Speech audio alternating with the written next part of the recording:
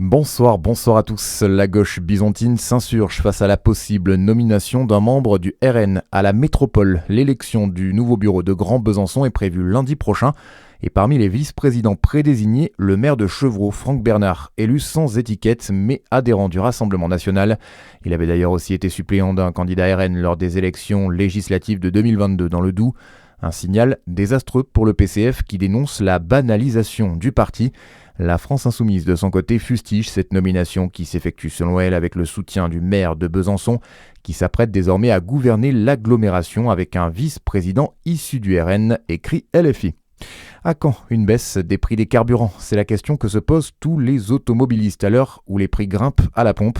Le gouvernement envisage de plafonner les marges des distributeurs par un décret, mais cela n'aura aucun effet significatif selon Francis Pousse, le président national des distributeurs Carburant et Énergie Nouvelle Mobiliance. La tendance est à la baisse sur les marchés, mais il faudra attendre sans doute la fin de la guerre pour voir les prix vraiment baisser. Ce que l'on peut voir, c'est que depuis quelques jours, effectivement, la valeur du gasoil, le prix du gasoil à Rotterdam est en baisse. Donc, on va continuer à avoir des répercussions qu'on a déjà vues la semaine dernière sur les prix à la pompe.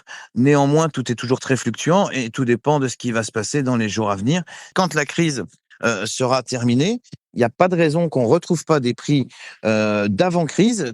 Si vous avez une offre importante de pétrole et que de l'autre côté, la demande faiblit hors phénomène de crise, bien évidemment, il est tout à fait possible qu'on retrouve des niveaux acceptables du prix du carburant. Selon les distributeurs, encadrer les marges n'aura aucun effet à la pompe. Ils proposent à la place de suspendre temporairement la collecte des certificats d'économie d'énergie, ce qui permettrait selon eux de faire baisser le prix du litre de 15 à 20 centimes.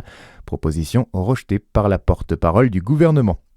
Marie Mercier interpelle le ministre délégué à la ruralité sur la future tenue des pompiers. La sénatrice de Saône-et-Loire relaye l'inquiétude d'André Acari, le président du SDIS 71, qui refuse cet équipement qu'il juge inadapté.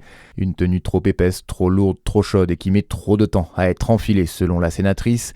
Michel Fournier lui a répondu hier au Sénat en assurant que cet équipement avait été conçu en collaboration avec 19 services d'incendie et de secours et qu'il est encore en cours d'étude. Une épicerie de Dole fermée pour travail dissimulé. Le préfet du Jura a pris un arrêté de fermeture administrative contre l'établissement Fast Shop. Le commerce est fermé pour 7 jours. Les services de l'État rappellent que le travail dissimulé constitue une infraction grave passible de lourdes sanctions.